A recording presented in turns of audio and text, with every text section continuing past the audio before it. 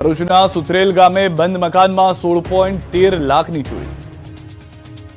ભરૂચના સુત્રેલ ગામે તસ્કરોએ તરખાટ મચાવ્યો છે। બંધ ઘરની નિશાન બનાવી રહી છે ત્યારે ભરૂચના સુત્રેલ ગામે 3 દિવસ પહેલા તસ્કરોએ એક બંધ ઘરને નિશાન બનાવ્યું। બંધ ઘરના તાળા તોડીને 16.13 લાખની મત્તાની ચોરી કરી ફરાર થઈ ગયા। જે ઘટના સીસીટીવી ફૂટેજમાં જોવા મળી। દ્રશ્યોમાં જોઈ શકાય છે કે બે તસ્કરો છુપાતા આવે છે અને એક તાળું તોડી અંદર પ્રવેશે અને ચોરી કરી માલ ઉઠાવી ફરાર થાય છે। પોલીસે ફૂટેજના આધારે તસ્કરોને પકડવાના ચક્રો ગતિમાન કર્યા છે। સુત્રેલ ગામે ખડકી ફળિયા વિસ્તારમાં રહેતા યોગેશભાઈ રાતના સમયે બહાર કામ ગયા હતા ત્યારે મકાન માલિક ઘરની બહાર હોવાનો લાભ લઈ તસ્કરોએ મકાનનું તાળું તોડી ચોરી કરી નાસી છૂટ્યા હતા। મકાન માલિક ઘરે પરત આવતા ઘરનું તાળું તૂટેલું જોઈ ચોરી થયાની જાણ થઈ હતી। ઘરના રસોડાના ભાગે મૂકેલા બંને તિજોરીના દરવાજા ખુલ્લા હતા અને તિજોરીનો સામાન પણ વેરવિખેર હાલતમાં પડેલો હતો। તપાસ કરતા તેમાંથી સોનાનો હાર, વીંટી, બુટ્ટી, ચેઇન, સોનાના તાર ચડાવેલી બંગડી તેમજ ચાંદીના જુડા, સાંકડા, ચાંદીના સિક્કા સહિત રોકડા 8,000 મળી કુલ રૂપિયા 16,13,000ના મુદ્દામાલની ચોરી થઈ હોવાનું માલુમ પડતા તેઓએ વાગરા પોલીસ મથકે ફરિયાદ નોંધાવી હતી। ખેડૂતો માટે માઠા સમાચાર। કડકડતી ઠંડી વચ્ચે ગુજરાતમાં ફેંગલ વાવાઝોડું તબાહી મચાવશે, અંબાલાલની ધ્રુજાવી નાખનારી આગાહી। ફેંગલ વાવાઝોડાએ દક્ષિણ ભારતમાં કહેર મચાવ્યો છે। ફેંગલ તમિલનાડુના દરિયાકાંઠે ત્રાટકી ચૂક્યા બાદ તમિલનાડુના અનેક જિલ્લાઓમાં ભયાનક રીતે તબાહી મચી ગઈ છે। રોડ પર નદીઓ વહી રહી છે ત્યારે ગુજરાતના ખેડૂતો માટે પણ માઠા સમાચાર આવ્યા છે, કેમ કે ફેંગલ વાવાઝોડું પણ ગુજરાતમાં ફંટાઈ શકે છે। આ ભયંકર વાવાઝોડાની અસર ગુજરાત પર પણ પડી શકે છે। હવામાન આગાહીકાર અંબાલાલ પટેલની આગાહી છે કે ભર શિયાળે ખેડૂતોના માથે આવી શકે છે માવઠાની ઘાત। 4 ડિસેમ્બર બાદ માવઠું થવાની પૂરી શક્યતા છે। 4 થી 8 ડિસેમ્બર સુધી દક્ષિણ ગુજરાતમાં માવઠું થશે। સુરત, નવસારી, વલસાડના ભાગોમાં માવઠું પડી શકે છે। ડિસેમ્બરના પ્રથમ સપ્તાહમાં લો પ્રેશરના કારણે મુંબઈ અને દક્ષિણ ગુજરાતમાં વરસાદની આગાહી કરાઈ છે। બીજી તરફ નવેમ્બર મહિનાનો અંત આવ્યો હોવા છતાં હજુ સુધી જોઈએ તે પ્રમાણે ઠંડી નથી પડી રહી। એવામાં હવામાન નિષ્ણાત અંબાલાલ પટેલે આગાહી કરી કે ઉત્તર ગુજરાતના મહેસાણા, બનાસકાંઠા, સાબરકાંઠા તેમજ પંચમહાલ અને કચ્છમાં લઘુત્તમ તાપમાન 12 ડિગ્રી જેટલું નીચે જઈ શકે છે। 8 થી 10 ડિસેમ્બર કાતલ ઠંડી પડશે। ભયાનક ઠંડી શરૂ થઈ જશે, જો કે ડિસેમ્બર મહિનો ઠંડીથી વધુ કંપાવનારો રહેશે। ડિસેમ્બરના અંત સુધી ગાત્રો થીજવતી ઠંડી પડશે। ગિરનારના મંદિરોમાં વહીવટદાર નિમતા સાધુઓમાં રોષ, તંત્રના દાવાને ગેરકાનૂની ઠેરવ્યો। ગિરનારના 3 મંદિરોની ગાદીનો વિવાદ ચરમ સપાટીએ પહોંચી ગયો છે। સાધુ સંતો અંદરો અંદર ઝઘડતા અંતે મંદિરોના વહીવટ માટે મામલતદારની નિમણૂક કરી દેવામાં આવી છે, જેને લઈને હવે સાધુ સંતોમાં રોષ ફેલાયો છે।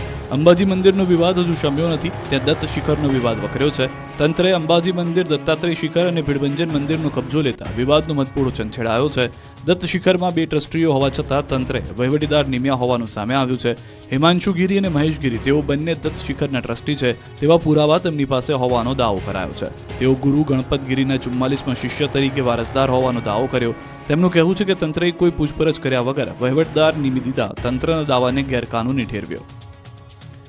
અમદાવાદના રામજી મંદિરમાં ગાદીનો વિવાદ વકર્યો। રાજસ્થાનના સંતને પ્રવેશબંધીના બોર્ડ લાગ્યા, પોલીસ બંદોબસ્ત ગોઠવાયો।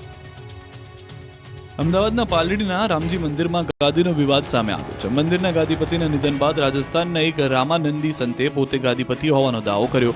અમદાવાદમાં સ્વામી સર્વેશ્વરાચાર્યને માહિતી મળતા તેમણે પોલીસ પ્રોટેક્શન માંગ્યું, જેને જોતા રાજસ્થાનના સંતના રામજી મંદિરમાં પ્રવેશબંધી અંગે બોર્ડ લગાવી દેવાયા અને મંદિર બહાર મોટી સંખ્યામાં પોલીસ બંદોબસ્ત ગોઠવી દેવાયો। પાલડીનું રામાનંદ સંપ્રદાયના આ રામજી મંદિર આશ્રમ અને રામાનંદાચાર્ય પીઠની સ્થાપના 1960માં જગતગુરુ રામાનંદ આચાર્યજી દ્વારા કરવામાં આવી હતી।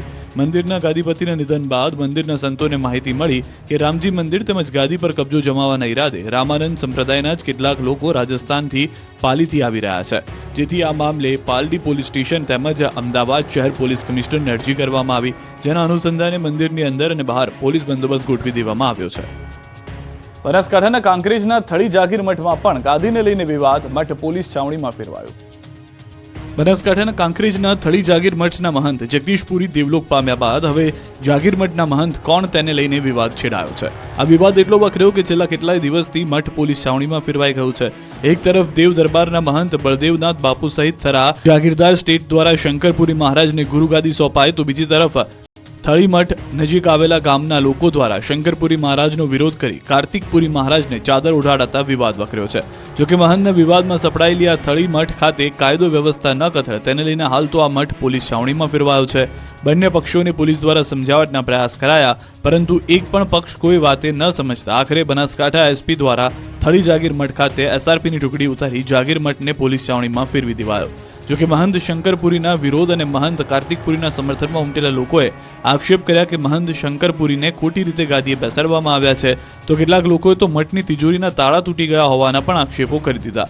જોકે 22 નવેમ્બરથી શરૂ થયેલા વિવાદનો હજુ સુધી અંત આવ્યો નથી, ત્યારે આખરે હવે મઠમાં મહંત કોણ તેને લઈને બંને પક્ષો હવે કોર્ટના દ્વાર ખખડાવે તેવી સ્થિતિ ઊભી થઈ છે. જેતપુરના ધારાસભ્ય જયેશ રાથડિયા આક્રમક મૂડમાં જેતપુરના થાણા ગાલોડ ગામે જાહેર મંચ પરથી આપી ચેતવણી. વિરોધીઓને જયેશ રાથડિયાએ લીધા આડ્યા. તાકાતથી સમાજનું નેતૃત્વ કરતા મને આવડ્યું છે. નળિયા ગણવાવાળાઓને મારું કહેવું છે કે સારા કામમાં અવરોધના હાડકા નાખવાનું બંધ કરે. ક્યાંક તેમનો હિસાબ કરવા માટે મેદાનમાં ઉતરવું ન પડે. જો મને હેરાન કરવાના પ્રયત્નો કરાશે તો તાકાતથી તેમનો હિસાબ કરવા માટે મેદાનમાં ઉતરીશ. જ્યારે જયેશ રાથડિયાના નિવેદનનો આ વિડીયો જે છે તે વાયરલ થયો છે. લોકો છે ને મારે આ જાહેર મંચ ઉપરથી કદાચ કેવું ન જોઈએ પણ ના છૂટકે કેવું પડે છે કે એ સારું કામ કરવાના પ્રયત્નો કરતા હોય એમને અવરોધમાં હાડકા નાખવાનું બંધ કરી દેજો. નકર તાકાતથી સમાજમાં નેતૃત્વ જેમ અમને કરતા આવ્યું છે, પરિણામ આપતા આવ્યું છે, એમ પછી હવે વચ્ચે આવ્યા એના પછી મારે હિસાબ કરવા ન પડે, એ મેદાનમાં મારે ઉતરવું ન પડે. નથી ઉતરવું સમાજની વાત આવે છે ત્યાં સુધી, પણ કીધું કે છેલ્લે એન્ડ સુધીમાં મને જો હેરાન કરવાના પ્રયત્નો કરવાના ટોટકે નક્કી કરી લીધું હોય છે તો પછી હું રાજકીય માણસ છું. છેલ્લે તમે વાર કરો તો મને આવડે છે કદાચ એ સમય આવે ત્યારે મારે મેદાનમાં ઉતરવું ન પડે. એટલા માટે જે જેનું સારું કામ કરતા એને મુબારક. સીએનજી કાર ચાલકોને મોટો ઝટકો. સીએનજીના ભાવમાં તગડો વધારો. કાર ચલાવવી મોંઘી પડશે. પેટ્રોલ ડીઝલના આસમાને પહોંચેલા ભાવ બાદ હવે સીએનજી ગેસના ભાવમાં તગડો વધારો થયો છે. પેટ્રોલ અને સીએનજી ગેસના ભાવમાં જાણે રેસ ચાલતી હોય તેમ નવા માસથી ગુજરાત ગેસે સીએનજી ગેસના ભાવમાં કિલોએ ₹1.5નો વધારો કર્યો છે. હવેથી પ્રતિ કિલો ગેસનો નવો ભાવ ₹77.76 ચૂકવવો પડશે. આ ભાવ વધારો આજથી જ લાગુ કરી દેવામાં આવ્યો છે. તો દાદરાનગર હવેલીમાં ₹78.66 1 કિલો સીએનજીને ચૂકવવા પડશે. આ સિવાય પાલઘર અને થાણેમાં ₹78.50 સીએનજીનો ભાવ વાહન ચાલકે આપવો પડશે. ત્યારે રાજસ્થાનમાં 1 કિલોનો સીએનજીનો ભાવ ₹82.31 ચૂકવવો પડશે. તો હરિયાણામાં સીએનજીનો ભાવ ₹86.55 પહોંચી ગયો છે. જ્યારે મધ્યપ્રદેશમાં 1 કિલો સીએનજીનો ભાવ સૌથી વધુ ₹93.01 થયો છે. આ સાથે જ સીએનજી કાર ચાલકોને વધુ એક વખત મોંઘવારીનો માર સહન કરવાનો વારો આવ્યો છે. જો સીએનજી ગેસના ભાવમાં આવી રીતે જ વધારો થશે તો વાહન ચાલકો પેટ્રોલ અથવા ડીઝલ વાહનો તરફ વળશે અને પ્રદૂષણ વધશે. ગુજરાત ગેસ આ પહેલા જુલાઈ ઓગસ્ટમાં પણ ભાવ વધારો કરી ચૂક્યું છે. બંને વખતે ₹1 વધારો થયો હતો. તો અમદાવાદમાં પેટ્રોલનો ભાવ ₹94.49 છે. એટલે સીએનજી ગેસ અને પેટ્રોલના ભાવમાં હવે માત્ર ₹16.73નું જ અંતર બચ્યું છે. વાવના રાધા નેસડા કેનાલમાં પાણી નહીં મળતા નર્મદા અધિકારીઓને જગાડવા ખેડૂતોએ ઢોલ વગાડ્યા. કેનાલમાં તાપણા કર્યા.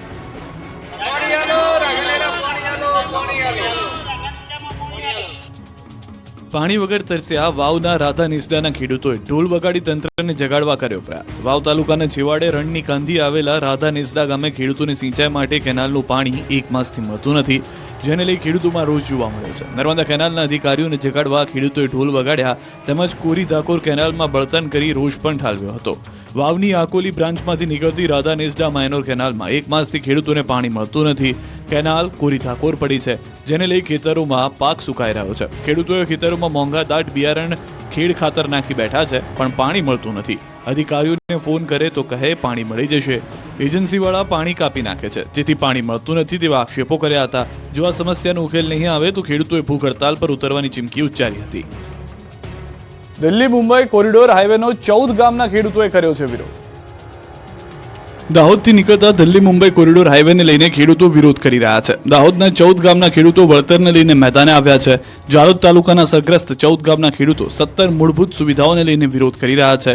આ અંગે છેલ્લા 3 વર્ષથી માંગણીઓ કરી રહ્યા છે. આંદોલન અને આવેદનપત્રો આપી રહ્યા છે, છતાં તંત્રના પેટનું પાણી ન હલતા અંતે ફરી 14 ગામના લોકો રોડ પર ઉતર્યા હતા. તંત્ર હવે લેખિતમાં બાહેધરી નહીં આપે તો 3 ડિસેમ્બરે રોડનું ચાલતું કામ બંધ કરવાની ચીમકી આપી છે. 2 ડિસેમ્બર બાદ માંગણી પૂરી કરવા માટે લેખિત બાહેધરી નહીં આપે તો લોકો ઉગ્ર આંદોલન કરશે. 3 ડિસેમ્બરે ખેડૂતો પરિવાર સાથે હાઈવે પર ઉતરીને કામ બંધ કરાવશે. ટીઆરપી અગ્નિકાંડના સૂત્રધાર સાગઠિયાને કોર્ટમાં પરિવારને મળવા દીધા. નાસ્તાની મોજ કરાવી. રાજકોટમાં 27 લોકોને ભરખી જનાર ટીઆરપી ગેમ ઝોન અગ્નિકાંડની ઘટનાના સૂત્રધાર એવા મનસુખ સાગઠિયાને કોર્ટમાં બોગસ મિનિટ્સ બુક બનાવવાના કેસમાં હાજર કરાયો. ત્યારે નિયમ મુજબ આરોપીને કોર્ટમાં રજૂ કરવાના હોય, તેની બદલે પોલીસે તેમને પરિવાર સાથે બેસીને કેસ શરૂ થયા પહેલા અને હિયરિંગ બાદ જલસા કરાવ્યાની ચોંકાવનારી ઘટના પ્રકાશમાં આવી છે. મનસુખ સાગઠિયાને ચીફ જ્યુડિશિયલ મેજિસ્ટ્રેટની કોર્ટમાં લાવવામાં આવ્યા હતા. આ દરમિયાન મનસુખ સાગઠિયા પરિવારજનો અગાઉથી જ કોર્ટમાં આવી ગયા હતા. પોલીસે પરિવારજનો સાથે કોર્ટરૂમની બહાર જ સત્સંગ કરાવી દીધો હતો અને ત્યારબાદ બપોરે 1 વાગ્યા સુધીમાં કેસનું હિયરિંગ થઈ જતા અને નવી તારીખ પડી જતા મનસુખ સાગઠિયાને કોર્ટની પરવાનગીથી સીધો જેલમાં લઈ જવાના બદલે કેદ પાર્ટીના કર્મચારીઓએ નવી કોર્ટના પાર્કિંગમાં જ મનસુખ સાગઠિયા અને તેના પરિવારજનોને બેસાડીને ફરવા આવ્યા હોય તેવા જલસા કરવા મોકળું મેદાન પૂરું પાડ્યું. સાગઠિયાએ પરિવારજનો સાથે 1 કલાક કરતાં વધુ સમય પસાર કર્યાની હકીકત પ્રકાશમાં આવી. કોઈ પણ કેસના આરોપીને કોર્ટમાં લવાય ત્યારે કોઈને પણ મળવા દેવાની કે ખાવા પીવાની વસ્તુ આપી શકાતી નથી, તેનું ઉલ્લંઘન કરાતું જોવા મળ્યું છે. અંબાજીમાં વેરો ન ભરતા લોકો સામે તવાઈ 26 મિલકત સીલ મારવામાં આવશે. યાત્રાધામ અંબાજીમાં તંત્ર વેરો ન ભરતા લોકો સામે તવાઈ બોલાવવાનું શરૂ કરી ચૂક્યું છે. અંબાજીમાં અનેક સંસ્થાઓ મિલકતોએ કરોડો રૂપિયાનો વેરો ભર્યો નથી, જેથી ધર્મશાળા, રહેણાંક મકાન અને દુકાનવાળાઓ પાસેથી લાખો રૂપિયાની વેરા વસૂલાત માટે કામગીરી શરૂ કરવામાં આવી છે.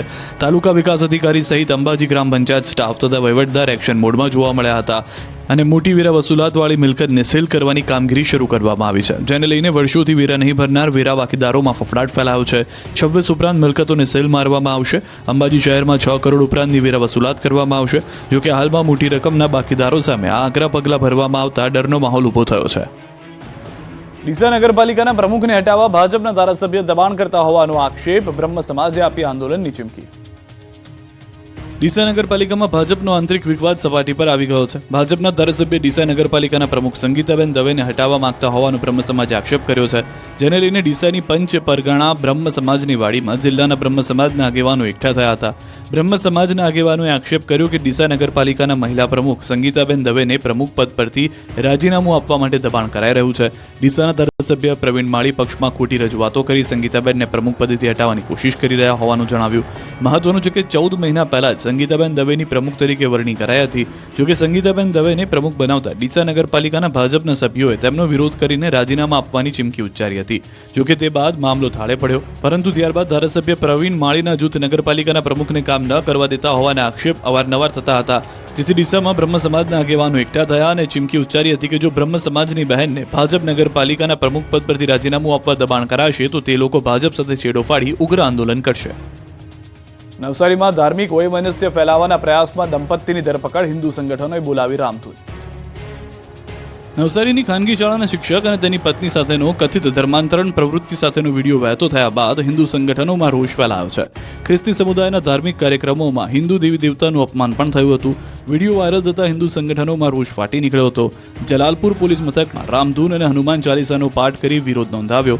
દંપતી સામે ફરિયાદ દાખલ ન થતા કેટલાક હિન્દુ સંગઠનના અગ્રણીઓએ જલાલપુર પોલીસ મથકનો ઘેરાવ કરી જય શ્રી રામના નારા બોલાવી કાર્યવાહી કરવા માંગ કરી, જે બાદ પોલીસને રેલો આવતા સરિતા નાસ્કર અને કમલ નાસ્કર વિરુદ્ધ ફરિયાદ બાદ ધરપકડ થઈ. શાળામાં ધર્માંતરણનો વાયરલ વિડીયો થયા બાદ પોલીસ ફરિયાદ કરવામાં આવી, જેને લઈને પોલીસે ધાર્મિક વૈમનસ્ય ફેલાવવાના પ્રયાસમાં દંપતીની ધરપકડ કરી. સમગ્ર કેસની તપાસ એસઓજીને સોંપવામાં આવી. દંપતીના મોબાઈલ કબજે લઈ એફએસએલમાં મોકલવામાં આવ્યા. નવસારીની 7th ડે સ્કૂલમાં શિક્ષક તરીકે ફરજ બજાવતા કમલ નાસ્કર અને તેમની પત્ની 8 થી 9 માસ પહેલા બારડોલીના બાબલા ગામના પ્રાર્થના સભા કરી હતી અને તે દરમિયાન ઉતારેલો વિડીયો વહેતો થયો હતો. કારમાં black film fancy number plate લગાડી હોય તો કાઢી નાખજો, મોરબીમાં પોલીસની મેગા ડ્રાઈવ. રાજ્યભરમાં પોલીસે નિયમો તોડતા કાર ચાલકો સામે તવાઈ બોલાવી છે. સઘન ચેકિંગ હાથ ધરવામાં આવી રહ્યું છે, ત્યારે મોરબી શહેર પોલીસે મેગા ડ્રાઈવ હાથ ધરી. મેગા પોલીસ ડ્રાઈવમાં એસપી, ડીવાયએસપી, એલસીબી, પીઆઈ સહિત 150થી વધુ પોલીસ કર્મચારીઓ જોડાયા. મેગા વાહન ચેકિંગ ડ્રાઈવમાં 1600 જેટલા વાહનોનું ચેકિંગ હાથ ધરવામાં આવ્યું. Black film, fancy number plate, licence વગરના વાહન ચાલકો સામે કાર્યવાહી કરાઈ. 89 વાહનો ડિટેન કરાયા. 250 વાહન ચાલકોને મેમો, 36 વાહન ચાલકો વિરુદ્ધ કેસ, નંબર પ્લેટ વગર ફેન્સી નંબર પ્લેટ, તૂટેલી નંબર પ્લેટના 80 કેસ, ડ્રિંક એન્ડ ડ્રાઈવનો 1 કેસ કરાયો. કુલ 1,18,000નો દંડ વસૂલાયો.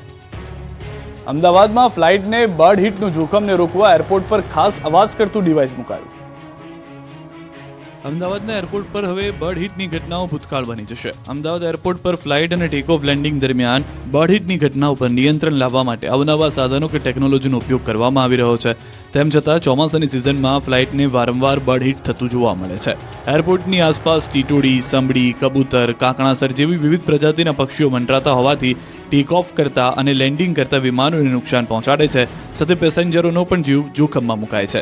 ત્યારે આવી ઘટનાને રોકવા રનવે પરથી પક્ષીઓને ભગાડવા ફોલોમી જીપ ઉપર ખાસ પ્રકારના અવાજ કરતું ઉપકરણ લગાવ્યું છે, જેમાંથી અવાજ આવતા પક્ષીઓ રનવે પરથી દૂર થઈ જાય છે. રનવેની આસપાસ મૂકવામાં આવેલું સોલારથી ચાલતા ડિવાઇસમાંથી વિવિધ પ્રકારના અવાજો આવે છે, જેનાથી પક્ષીઓ રનવે પર આવતા અટકે છે. ફ્લાઇટના લેન્ડિંગ ટેક ઓફ પહેલા જ અવાજ કરતા ડિવાઇસ રાખવામાં આવ્યા છે. વ્હીકલ માઉન્ટેડ એકોસ્ટિક ડિવાઇસ અકસ્માતો ઘટાડશે. ગુજરાતમાં સૌપ્રથમ વખત સુરતમાં એન્ટી નાર્કોટિક્સ યુનિટની શરૂઆત. ડ્રગ્સના રવાડે ચડેલા યુવાધનને સારવાર આપી વ્યસનથી દૂર કરાશે. ગુજરાતમાં સૌપ્રથમ વખત સુરતમાં એન્ટી નાર્કોટિક્સ યુનિટની શરૂઆત કરવામાં આવી. ગૃહ રાજ્યમંત્રી હર્ષ સંઘવીના વરદ હસ્તે યુનિટ 1નું ઉદ્ઘાટન કરવામાં આવ્યું. આ યુનિટ અંતર્ગત પોલીસ ડ્રગ્સના બંધાણીઓને લત છોડાવવા પ્રયત્ન કરાશે. આ સેન્ટરમાં આવનાર ડ્રગ્સ બંધાણીની ઓળખ સંપૂર્ણ રીતે ગુપ્ત રાખવામાં આવશે.